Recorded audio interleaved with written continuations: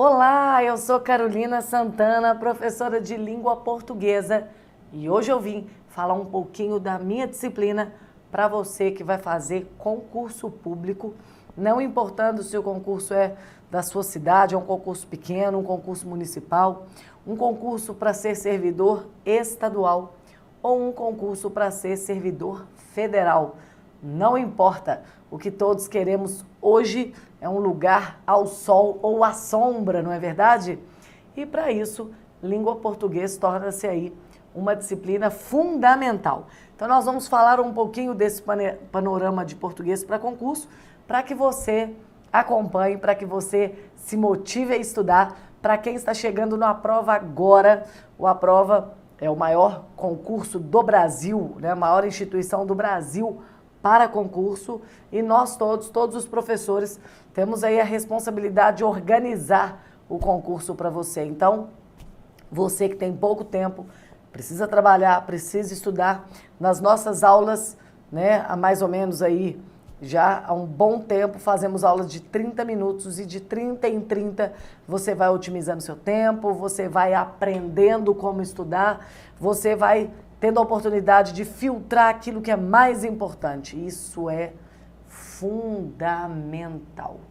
Então, nós, do Aprova, estamos aqui para que você não perca tempo estudando o que não cai. É claro que numa matéria, por exemplo, como língua portuguesa, né, nos editais, o que cai, Carol?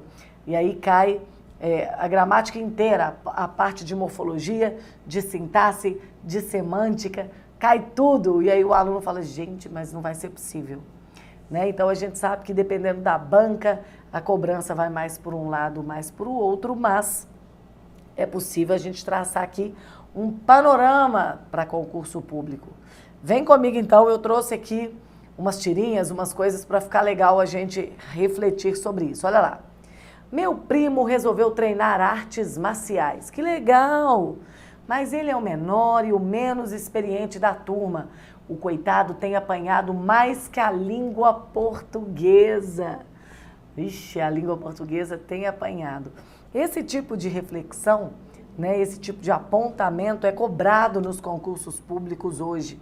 Né? A questão da norma culta, da norma coloquial, aquilo que é usado para o dia a dia, a questão da variação linguística, a questão dos novos usos de língua portuguesa, são discussões contemporâneas que têm feito parte, né, das bancas do concurso do país inteiro. Olha essa outra tirinha. Bugio, o chato. Uau! Encontrei uma carta escrita por um homem das cavernas. Deixa eu ver. E aí? Beleza? Eu acho que é isso, né? Então é belê. Não. Isso é uma gargalhada. Cadê você? Aqui, ó, outra gargalhada. Tchau, né? Que é tchau, beijo. Não, Bugio. Isso foi escrito por um ser humano que passa boa parte da vida dentro de um local escuro e idolatra uma fonte de luz. Você tem razão. Então veja, mais uma vez, essa discussão da linguagem, da adequação do uso, né? Essa discussão de uma reflexão metalinguística mesmo, ou seja, é a língua que reflete sobre a língua, sobre o objetivo delas.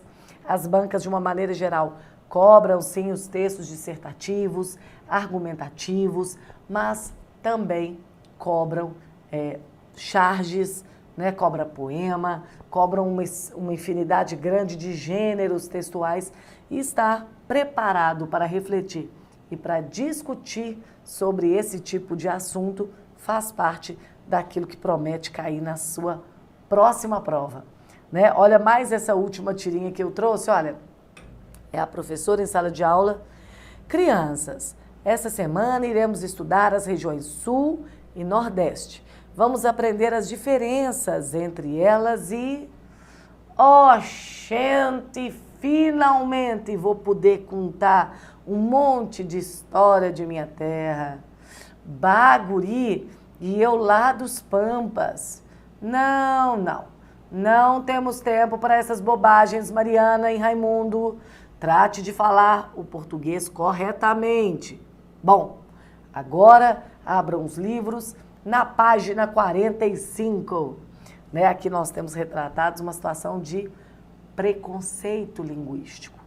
Então vejam só, né, o que a gente pode pensar um pouquinho aqui nessas 3 tirinhas, né, nessas 3 situações. A questão do uso da linguagem, né, do tipo de linguagem que você vai usar, a especificação dela, isso tem caído em concurso público. Tá? Fora isso, claro, todos os textos dissertativos, né, os textos dissertativos argumentativos que discutem os temas atuais, tudo isso cai sempre, o aluno já sabe, mas tem havido uma preocupação de uma variação de gênero muito grande. E quando você pensa em variação linguística, o preconceito é aquele que vai pesar, né, efetivamente. Quando a professora perde paciência, que olha, não temos tempo para falar essas bobagens, né?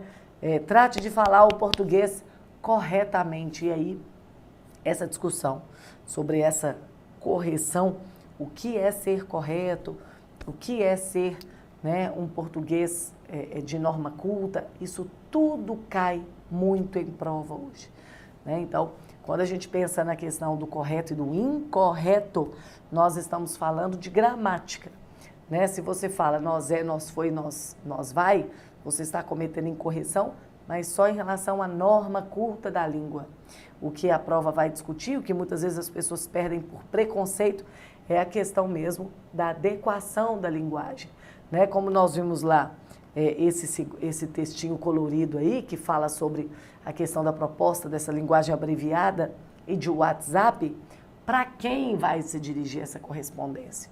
Então, aqui há uma crítica, né, de um texto que aí não é, vamos dizer assim, muito legível para todos. Eu mesmo aprendi essa gargalhada tem pouquíssimo tempo, mas fala também da questão regional, quer dizer, não importa as diferenças, importa sim. Né? Então, a base estrutural, textual do que vai cair na sua prova, no seu concurso, é essa reflexão metalinguística da língua. E ela vem dentro dos gêneros textuais, vem uma tirinha, vem uma charge, vem um texto que contempla isso aí, mas ela vem também de um outro lugar, de um outro olhar, que é um texto às vezes dissertativo, que tem um personagem que se faz vamos dizer assim, uma reavaliação dele ou uma pegadinha na prova, tá? E o aluno, às vezes, ele fala assim, gente, Carol, mas as provas invariavelmente são divididas em interpretação e gramática, não é isso? Isso mesmo. É como estudar texto. Hoje, as bancas têm cobrado essa reflexão metalinguística, e muitas vezes ela é teórica. Então, como estudar texto? Estudando as teorias que embasam, né, estudando a textualidade, estudando as figuras e as funções de linguagem, né, estudando o texto propriamente dito em relação à sua cobrança metalinguística, intertextual. Então, isso é muito possível. Eu trouxe aqui um exemplo de um texto que caiu numa prova de uma banca grande, que vai fazer com que a gente reflita sobre essa função da língua. Para que se usa a língua? Que tipo de convencimento quer se ter com a língua portuguesa? Então, é um texto, né, ele faz esse comentário breve aí, que ele fala que é um dos melhores registros que eu tenho lido sobre a nossa digníssima língua de Camões, a tal que tem fama de ser pérfida, infiel e traiçoeira. Eu só quero chamar a atenção aqui, essa questão vocabular tem sido ícone das bancas, as bancas têm cobrado essa leitura, essa questão dessa reflexão, e muitas vezes vocabulário não tem como você aprender num curso como o nosso, porque ele vem de estratégias e de posturas que você teve antes para alcançar um vocabulário melhor. Então eu brinco muito assim, né? O que a gente pode fazer por você? Aí eu brinco na questão do vocabulário, nada. Porque a gente passa pelo vocabulário e muitas vezes a postura da gente é entender pelo contexto, e entendendo pelo contexto, aquilo passa. Para a gente aumentar o vocabulário, a gente precisa parar, não entender só pelo contexto, mas ver as acepções que essa palavra tem, e logo depois disso a gente precisa praticar. Se você acabou de aprender uma palavra, você precisa, né, colocá-la em prática, você precisa falar em um outro contexto para que essa palavra entre efetivamente no seu vocabulário e que quando caia na sua prova, na sua banca de concurso, você tem uma certa experiência. Então, quando diz aqui, né, que a nossa língua é pérfida, infiel e traiçoeira, né, então, maldosa, infiel porque ela nos trai, a gente acha que está acertando e está errando, né, e traiçoeira porque é perigosa, que te conduz a pensamentos que você não tinha. Então, quando você classifica a língua assim, é necessário que você tenha esse vocabulário para que você entenda o texto de uma ótica importante. Então, ainda um pouco sobre preconceito linguístico, que eu fico pensando assim, que das teorias todas, é o que mais tem sido cobrado em concursos. Olha esse texto. Um político que estava em plena campanha chegou a uma pequena cidade, subiu para o palanque e começou o discurso. Compatriotas, companheiros, amigos. Encontramo-nos aqui, convocados, reunidos ou juntos para debater, tratar ou discutir um tópico, tema ou assunto, o qual me parece transcendente, importante ou de vida ou morte. O tópico, tema ou assunto que hoje nos convoca, reúne ou junta é a minha postulação, aspiração ou candidatura a presidente da Câmara deste município. De repente, uma pessoa do público pergunta: ouça lá, por que o senhor utiliza sempre 3 palavras para dizer a mesma coisa? O candidato respondeu: pois veja, meu senhor, a primeira palavra é para as pessoas com nível cultural muito alto, como intelectuais em geral. A segunda é para pessoas com nível cultural médio, como o senhor e a maioria dos que estão aqui. A terceira palavra é para pessoas que têm um nível cultural muito baixo, pelo chão, digamos, como aquele alcoólico ali deitado na esquina. De imediato, o alcoólico levanta-se a cambalear e atira: senhor postulante, aspirante ou candidato, o fato, circunstância ou razão pela qual me encontro no estado etílico, alcoolizado ou mamado, não implica, significa ou quer dizer que o meu nível cultural seja ínfimo, baixo ou mesmo rasca.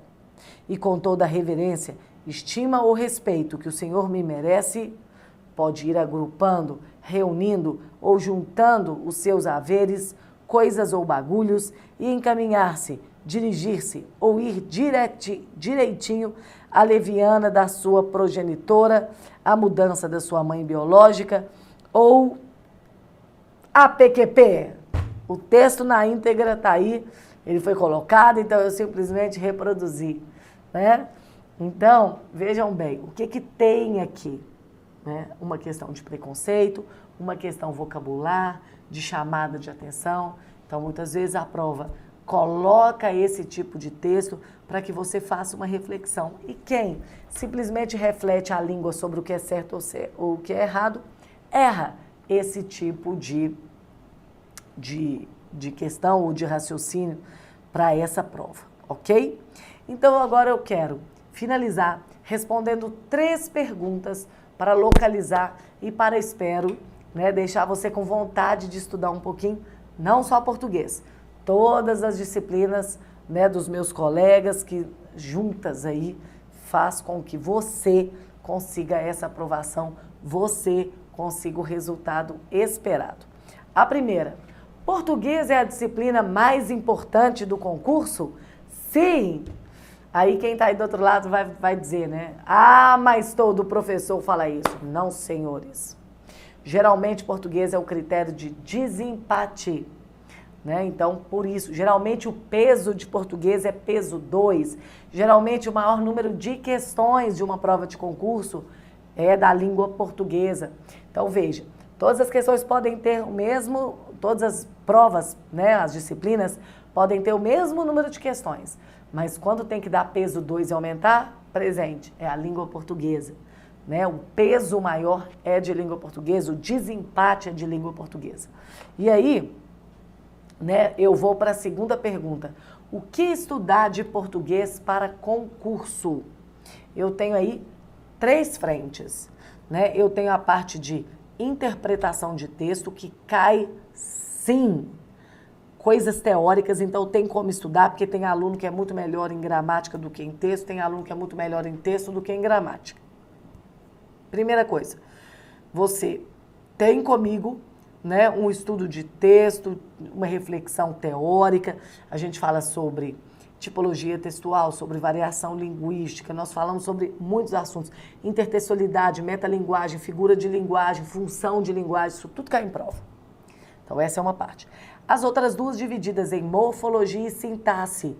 Então, em alguns concursos cai uma cobrança sobre substantivo, adjetivo, advérbio, tá? Então essa cobrança, mas a maioria delas vai cobrar a sintaxe, né? Concordância, regência, crase, né? A questão dos sujeitos, dos termos essenciais da oração, as relações lógico-semânticas do período composto, ou seja, para cada concurso que você fizer numa prova, eu ou qualquer colega vai ter lido o edital e vai, sem dúvida nenhuma, focar naquilo que você precisa estudar. Nós vamos fazer um desenho dentro daquela banca, tá bom, a cobrança do edital é tudo, mas o que geralmente cai? Tem todos esses quesitos na banca, o que de fato essa banca cobra? Nas últimas provas, né, do último ano, como é que foi a prova? E é aí que a gente vai falando contigo, orientando você, conduzindo você para esse processo, ok? Dicas de português para concurso. Primeira grande dica, leitura. Eu vou ler o quê? Jornais, revistas, aquilo que você puder ler, pode ser que esteja na sua prova. Programas de debate, eu não sei onde você está, mas eu estou nas redes sociais, estou no Instagram, @professora.carolina.santana, sem nenhuma abreviatura. Estou no Facebook, Professor Carolina Santana. Do país inteiro você consegue entrar na Rádio Itatiaia pelo computador, né, pela internet ou pelo aplicativo, tem o app da Itatiaia, e eu participo de um programa de debate, o meu dia são as sextas-feiras.